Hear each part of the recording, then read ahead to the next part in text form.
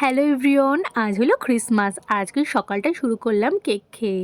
দিন চলে গেছিলাম সব বন্ধুরা মিলে ইকো পার্কে একটা ছোটখাটো পিকনিক করব বলে। আর এই উইন্টার সিজন পড়ার সঙ্গে সঙ্গে সবাই তো এত পিকনিক করেছে, নিউজ ফিডে অল টাইম শুধুই পিকনিকের রিল সামনে আসে। আমিও ভেবেছিলাম যে একটা অ্যাস্থেটিক রিল শুট করব পিকনিকের, বাট একদমই পসিবল হয়নি। আর তার কারণ আমার মনে হয় শুধুমাত্র মেয়ে ফ্রেন্ডরা গেলেই এরকম অ্যাস্থেটিক রিল শুট করা সম্ভব।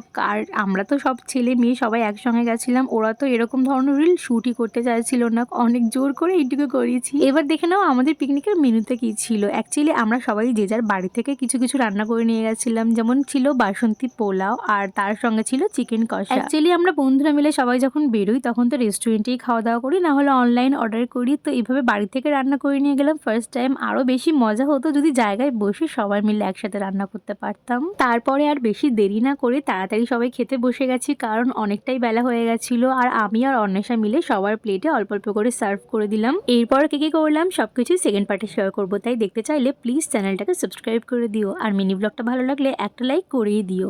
দেখা হচ্ছে খুব তাড়াতাড়ি, সবাই ভালো থেকো।